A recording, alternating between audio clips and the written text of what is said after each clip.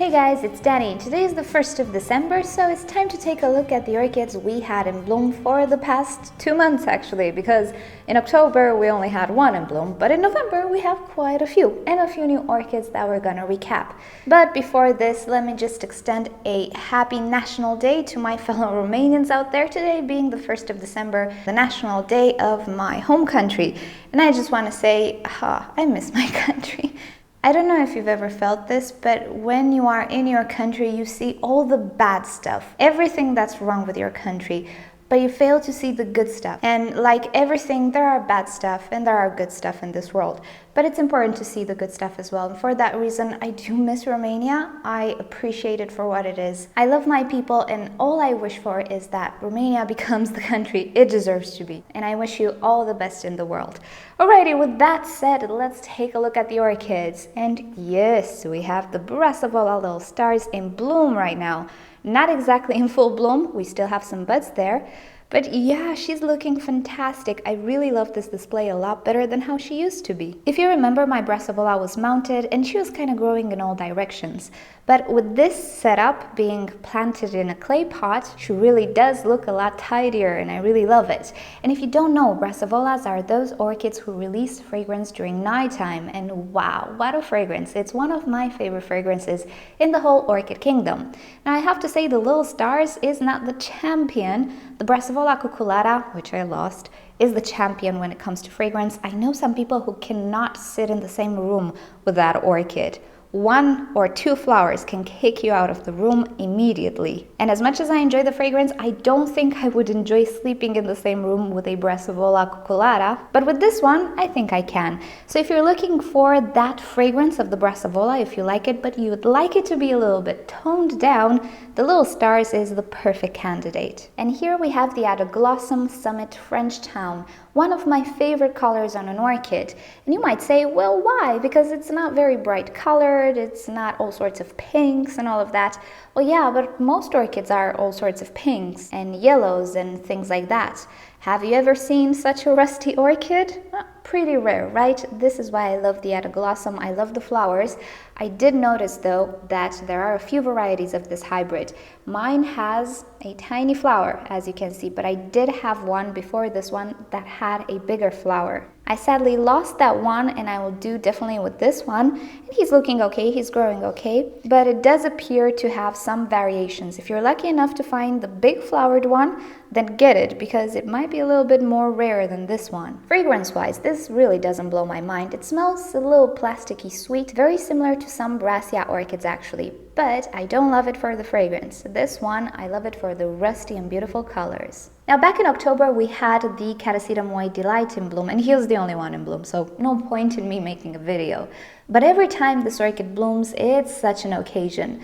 The fragrance of this guy is not necessarily the easiest to digest in my opinion. It smells like a pharmacy. It smells synthetic and vitamin-y, cherry vitamin kinda, but I'm sure you'll find people describing it in all sorts of different ways. But bottom line, it is a striking scent. It's very, very powerful, pretty sharp and pretty pharmacy-like, medicine-like. I personally love it. I cannot really express into words how it really smells like because I know I might sound weird. I don't have a weird preference for pharmacy smells, but this guy smells really, really beautiful. And those of you who already have it, you kind of know what I'm talking about, right? And then there are the almost in bloom orchids. I cannot feature them today, but we have the Bellara Diana Dunn Gothic. We also have the Bulbophyllum Elizabeth Ann Buckleberry. So close, but I think he will be in bloom these days.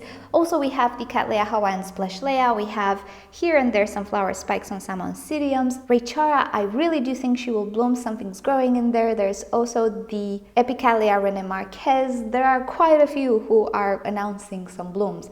They're not in bloom yet, so I need to wait.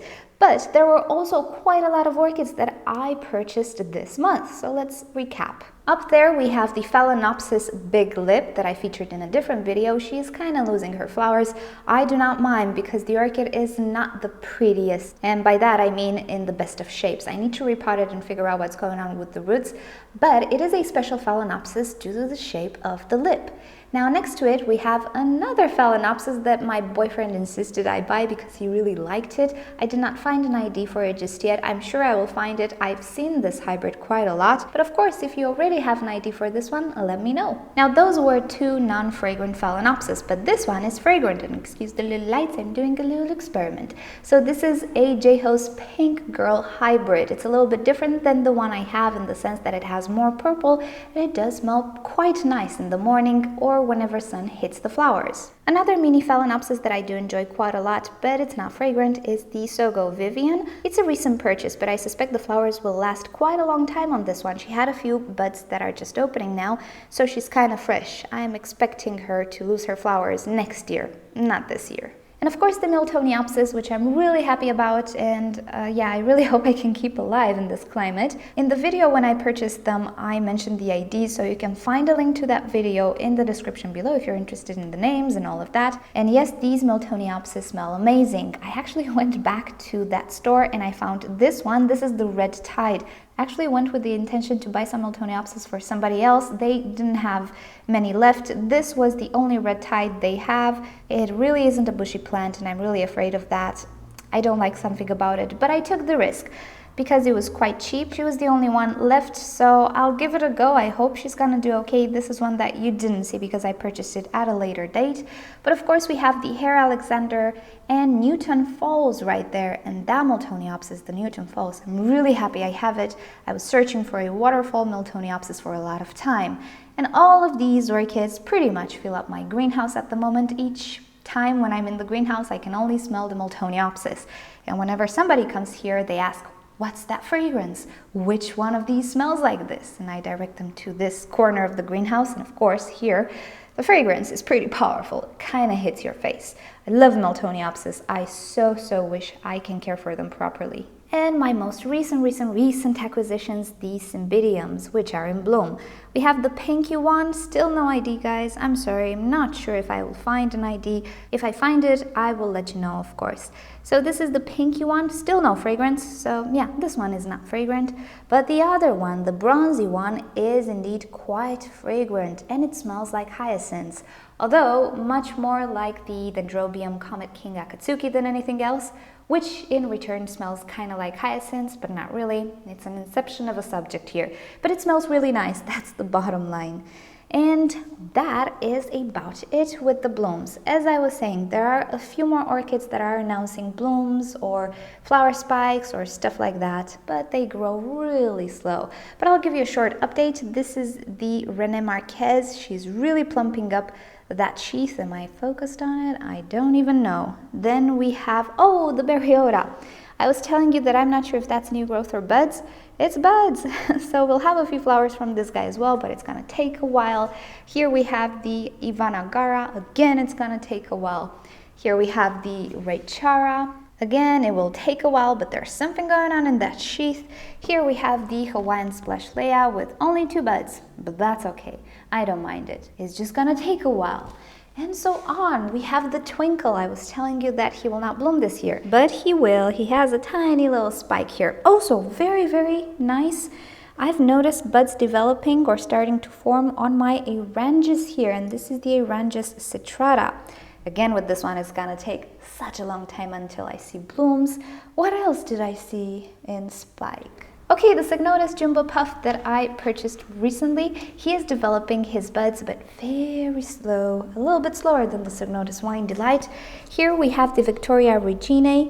You can see those bumps, they're growing, but so slow. Again, it's gonna take a while. I have pretty much all of my Phalaenopsis with spikes.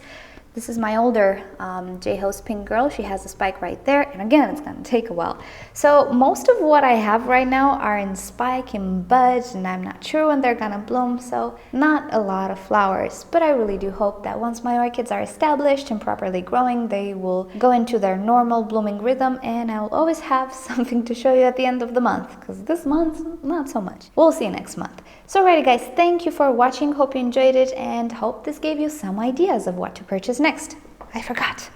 This is the, what are you? Brassavola, which is not a Brassavola now. It's a Rhyncholalia glauca.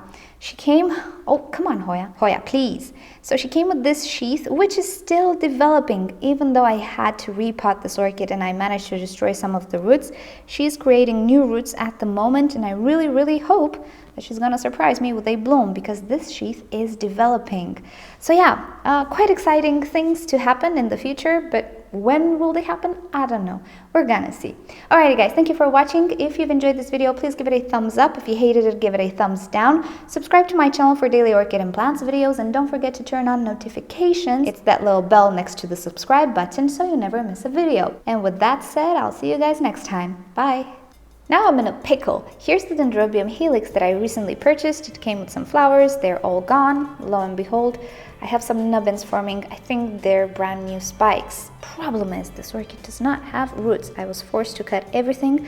I have 2 new growths here. This one doesn't look so great. This one is growing very slowly, no roots. I'm afraid I'm gonna have to give up those spikes if they start to develop, which is so sad. Why don't you have more roots? I'm a little bit concerned about this guy right now. I really want him to focus on roots rather than spikes, but yeah, what can you do? You can't really reason with an orchid, right?